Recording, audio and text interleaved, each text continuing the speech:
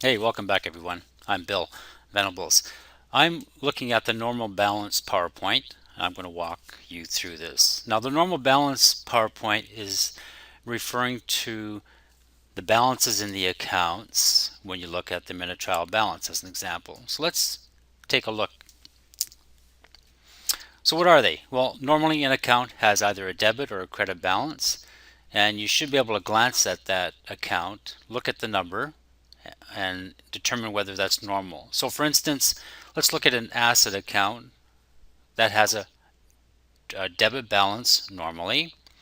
But if I was to look at my trial balance and see that account with a credit balance, that's not normal, right? Because normally an asset account has a debit balance. Now, it is possible for the bank to have a credit balance, but that means I'm overdrawn at the bank. So I've left you a note here that it's a good idea to get overdraft protection or a personal line of credit when you have a bank account, just in case you do go into a situation where you have a credit balance. You want to make sure the bank covers that for you so they can give you a temporary loan and charge you interest on that loan. Now, how do you remember these normal balances? So we got to know these cold. So what acronym or mnemonic do I use? A mnemonic is a memory trick, some phrase that will help you remember, and an acronym is characters that you can use to trigger your memory about what words are involved. So I'm using two. I use DAWE and CCLR. DAWE refers to the debits, and I borrowed this from Homer Simpson. He's always saying "dough," so I'm using that.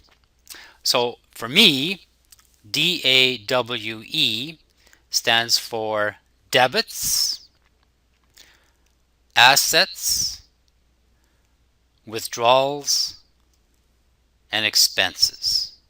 So normally, what accounts have a debit balance? It would be the assets, the withdrawals, and the expenses. So you'll notice I've got a T account here and I've got the debits on the left hand side. Okay with that one? Now let's go over to the other side of the T account. I'm using CCLR. So this will be crystal clear if you follow me. Okay, so C stands for credit. What accounts normally have a credit balance? So once again, I'm on the right hand side of the T account here. So what accounts normally have a credit balance? That's going to be the capital account, the liabilities, and the revenue accounts. So that's how I remember them. Nice and easy. Debits are the asset accounts, withdrawals, and expenses. Crystal clear, so the credits, normally the capital account, liabilities account, and the revenue account. Now let's see if you remember that mnemonic. I'll give you a little test here. So what's DAWE, D-A-W-E stand for? Debit. So normally the assets account, the withdrawals account, and the expenses account normally have a debit balance. They're on the left hand side of that T account. Way to go. Okay, next.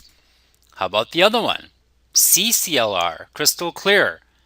So that's on the right hand side of the T account. Okay, so credit, that's the first C. What accounts normally have a credit balance? Capital, liabilities, and the revenue accounts. Excellent. Okay, let's carry on. When you want to check your work, start by reviewing your journal entries that you've done.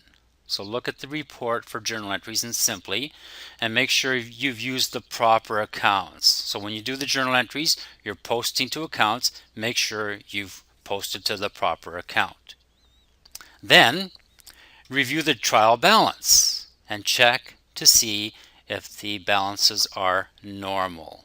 So you want to make sure you've posted to the correct accounts here, and then you want to look at the trial balance to see if the balances are normal. So here's an example. Are these balances normal? So I'm looking at a trial balance for Catherine Hall. The date is September 30th. And I'll just run down this column real quick and see if these are normal. So cash, accounts receivable, and office equipment are assets. They normally have a debit balance. We're good to go. Accounts payable is a liability. That normally has a credit balance. Capital, normally a credit balance. Withdrawals, normally a debit balance. Legal fees, now that's revenue. She's a lawyer, so the legal fees for her are revenue, and revenue is normally a credit balance, so that's good. And then we've got expenses, salaries, rent, and advertising, so they're normally a debit balance. I add up the debits, $15,500. I add up the credits, $15,500. So are the balances normal? Yes. Does it mean the accounts have the correct balance? Not necessarily. I could have posted to, say, cash when I should have posted to office equipment, and that means this total at the bottom would still be the same. So just because the debits equal the credits doesn't mean the balances in each account are correct. I still have to go back and check those journal entries. Example number 2. Are these balances normal? So you should get the idea. You run down the column for debits as an example. Here's accounts payable. So the answer is no. Accounts payable should be over on the right hand side. It's normally a credit balance. Here's an expense account called rent expense. It's on the credit side. It's normally a debit. So that should come over here on the debit side. So you got to be careful here because look what happens. I've got a total on the left hand side for the debits of $15,500, and I've got a total credits on the right hand side of $15,500. So just because these balance doesn't mean they're correct, because I've just seen the problem. This 700 should be over here. This 700 should be over there. So if I make that correction, I'll still have 15,500 on the left for debits and 15,500 for the credits. Good. Proud of you. You got through those normal balances. Now you know the trick that I use. Hopefully you can apply that and be successful when it comes to looking at a trial balance and determining if the balances are normal.